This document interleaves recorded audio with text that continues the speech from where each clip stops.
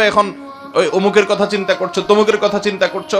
আরে ভাই, নামাজের ভিতরে যে বিষয়গুলো নিয়ে তুমি পেরেশান হচ্ছ, যেটা নিয়ে তুমি টেনশন করছো, তোমার কোনো পেরেশানি আছে এটা নিয়ে চিন্তা করছো, এগুলো সবগুলা যে রবের হাতে, তুমি তো তার সাথে সংযুক্ত হচ্ছ।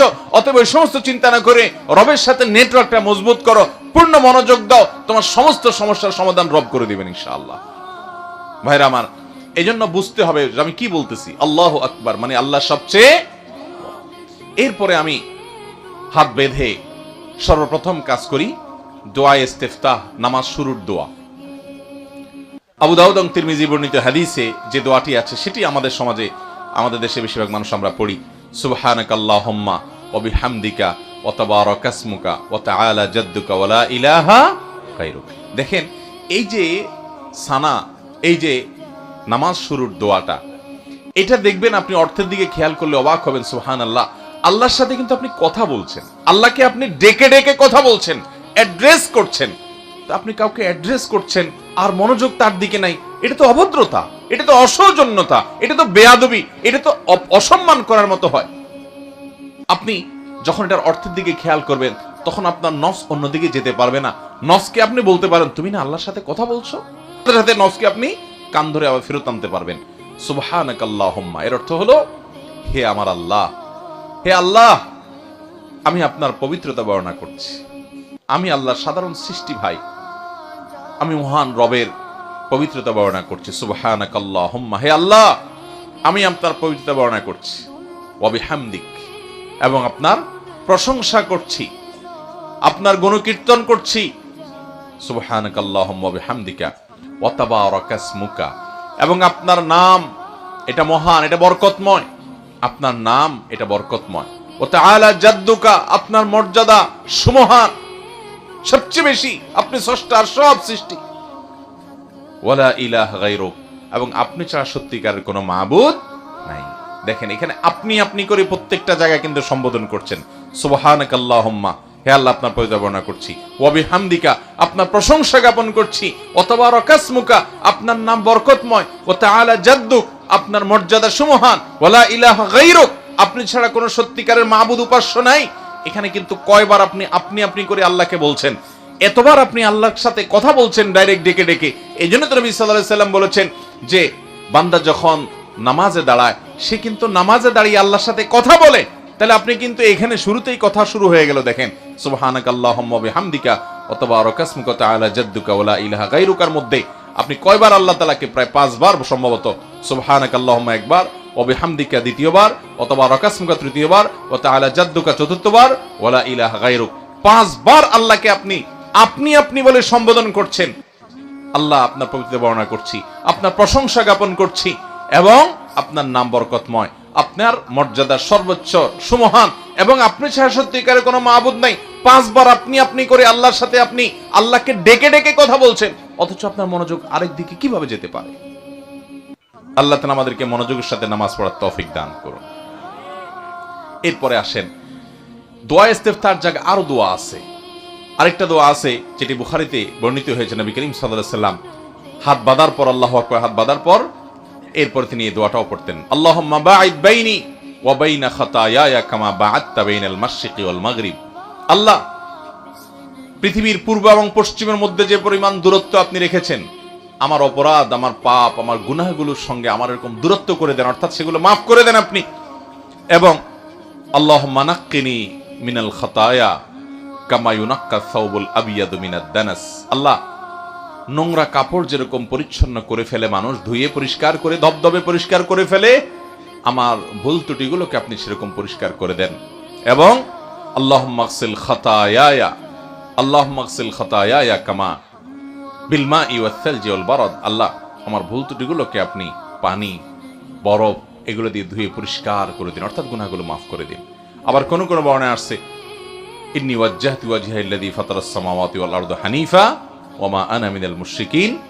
বিরাট বড় দোয়া, কোরআন কারীমের আয়াত সহকারে। এটা নবী সাল্লাল্লাহু আলাইহি সাল্লাম হাত বাঁধার পরে সুবহানাকাল্লাহুম্মার জায়গা মাঝে মধ্যে পড়তেন। তো যাই হোক, আমি একটা যেটা আমরা সবচেয়ে বেশি পড়ি শুধু সেটা তর্জমাটাই করে দিলাম। তাহলে আমরা জানলাম যে সুবহানাকাল্লাহুম্মার মধ্যে কি বলছি। এখানে আল্লাহর প্রশংসা করছি, আল্লাহর পবিত্রতা বর্ণনা করছি, আল্লাহর বরত্ব বর্ণনা করছি, আল্লাহর একত্ববাদের স্বীকৃতি দিচ্ছি। অনেকগুলো বিষয় এখানে চলে আসছে। এরপর আমরা আউযু বিল্লাহি মিনাশ শাইতানির রাজিম পড়ি। কেন আউযু বিল্লাহ পড়ি জানেন? কোরআন পাঠ করব আমরা, সূরা ফাতিহা পড়বো না এখন নামাজে? যেহেতু সুবহানাকাল্লাহ পড়লাম, এখন কি পড়বো?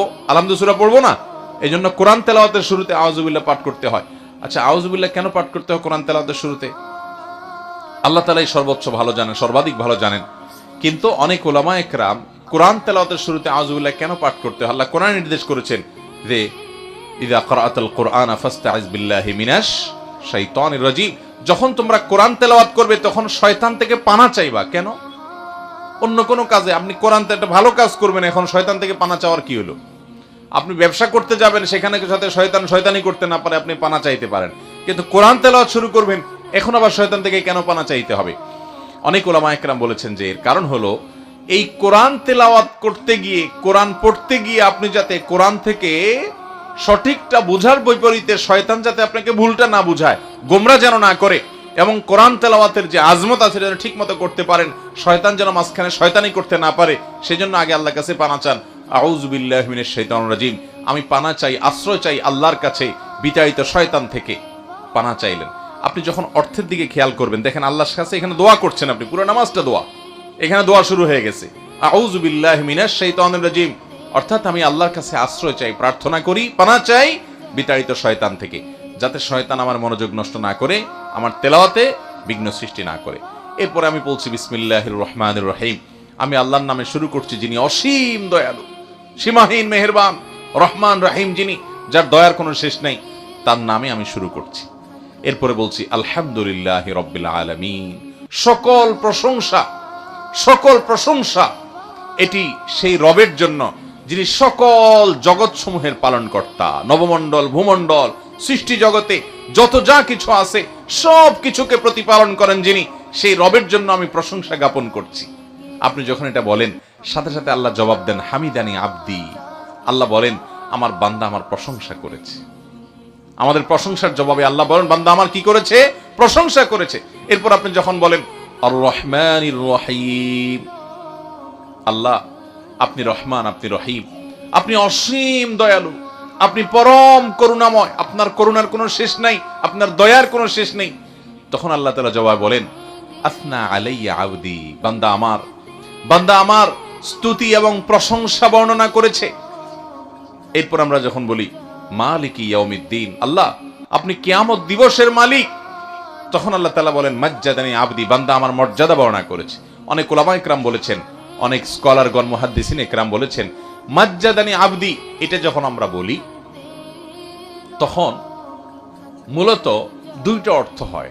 এক হলো আল্লাহ তাআলা নিজেই তো আয়াত নাযিল করেছেন, মালিক ইয়াউমিদ্দিন, আল্লাহ সম্পর্কে আল্লাহ পরিচয় দিয়েছেন তিনি হলেন কিয়ামত দিবসের বিচার দিবসের মালিক। কিয়ামত দিবসের বিচার দিবসের মালিক হওয়ার কথা বলে এখানে আমাদেরকে যেমন উৎসাহ দেয়া হয়েছে, আশার বাণী শোনানো হয়েছে, আবার সতর্ক করা হয়েছে। কিভাবে?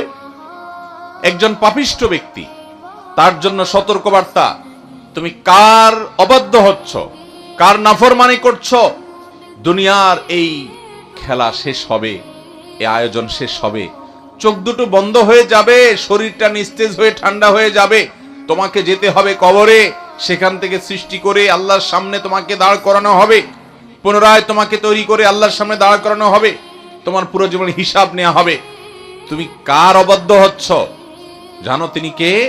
মালিকি ইয়াউমিদ্দিন, কিয়ামতের দিনের মালিক, অধিপতি তিনি, তার অবাধ্য হচ্ছ। এটা পাপিষ্ঠদের জন্য সতর্কবার্তা। আর যারা আল্লাহ আমলদার, ইমানদার বান্দা, আল্লাহর ভয় যারা অন্তরে লালন করে, তাদের জন্য এখানে সান্ত্বনার বার্তা। তাদের জন্য ব্যাপারটা এরকম যে তুমি এত কষ্ট করছো, নামাজ পড়তে গিয়ে তোমার অনেক লস করতে হচ্ছে, সময় তুমি দিচ্ছ, মনোযোগ তুমি দিচ্ছ, অনেক হারাম থেকে বেঁচে থাকছো আল্লাহর ভয়ে, এত যে স্যাক্রিফাইস, এত যে ত্যাগ তুমি করছো, এগুলো বৃথা যাবে না, তুমি টেনশন করবে না, কারণ তুমি যার ইবাদত করছো তিনি তো মালিক ইয়াউমিদ্দিন, কিয়ামতের দিনের মালিক, অধিপতি, তার ইবাদত করছো, অতএব তিনি তোমাকে দেখবেন, তোমাকে রক্ষা করবেন, হেফাজত করবেন। এটা এক প্রকার সান্ত্বনা ইমানদারদের জন্য।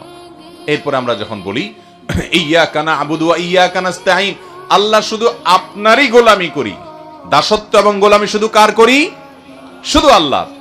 ওয়া ইয়্যাকা নাস্তাঈন, এবং আমার যত অলৌকিক প্রার্থনা আছে, সহযোগিতা